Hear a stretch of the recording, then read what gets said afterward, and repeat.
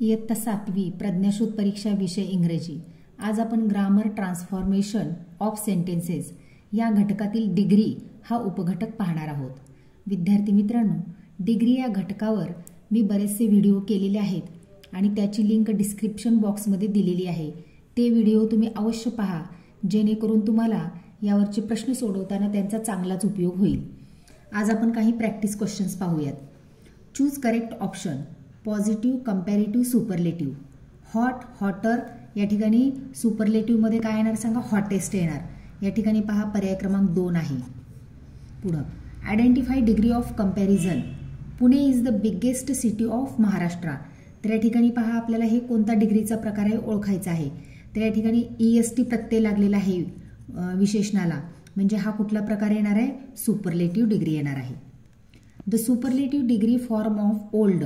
तर ओल्ड या शब्दाचा सुपरलेटिव्ह डिग्रीमध्ये काय चेंज होतो? तर ओल्ड, ओल्डर, ओल्डेस्ट येणार तिसरं, म्हणजे या ठिकाणी पर्याय क्रमांक 4 बरोबर आहे। If small, smaller, then large काय येणार सांगा? लगेच आपल्या लक्षात येईल की लार्ज, लार्जर येणार। Choose correct degree of comparison. India is the largest democracy in the world. या ठिकाणी पहा विशेषणाला EST प्रत्यय लागलेला आहे, म्हणजे ही सुपरलेटिव्ह डिग्री आहे। Choose correct alternative. प्रश्न 6व्या पासून 14व्या पर्यंत आहे पहा आपल्याला।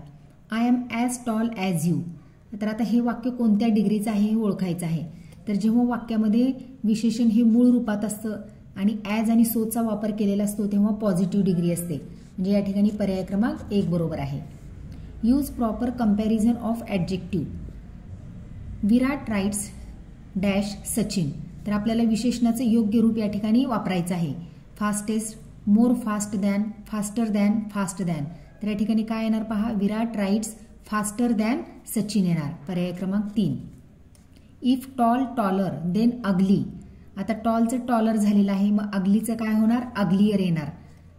हे वाय जाऊन त्या ठिकाणी IER येतं, म्हणजे पर्याय क्रमांक 4। Find out the example of superlative degree. तर या ठिकाणी पहा 4 पर्याय दिलेले आहेत आपल्याला आणि सुपरलेटिव्ह डिग्रीचं वाक्य शोधायचं आहे। तर ज्या वाक्यामध्ये विशेषणाला EST प्रत्यय लागलेला असतो ते वाक्य सुपरलेटिव्ह डिग्रीचं असतं।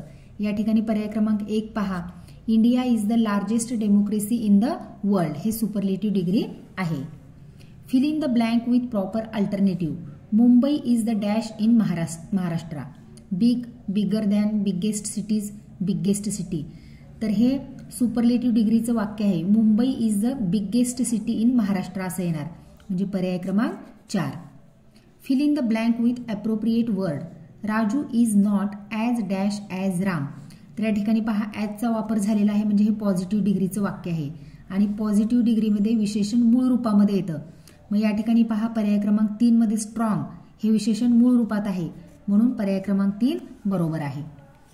Choose a comparative form of the adjective given in the bracket.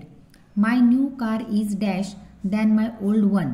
या ठिकाणी विशेषण दिलेलं आहे आपल्याला फास्ट आणि याचे योग्य रूप आपल्याला इथे लिहायचं आहे। मग my new car is faster than my older one येणार, म्हणजे पर्याय क्रमांक 1 बरोबर आहे। Read the following sentences of superlative degree and point out the error form it. Ice hockey is the most dangerous sport than basketball.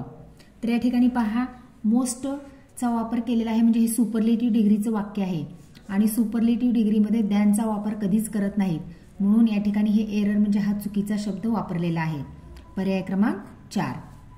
Fill in the blank with right option. The teacher said Manoj is the dash boy in the class. या ठिकाणी option पहा, short, shortest boy, most short आणि shorter boy. तर हे सुपरलेटिव्हचं वाक्य येणार आहे, त्यामुळे इथं विशेषणाला EST प्रत्यय लागून येणार आहे, म्हणजे पहा Manoj is the shortest boy in the class याप्रमाणे येईल। या ठिकाणी पर्याय क्रमांक 2 योग्य आहे।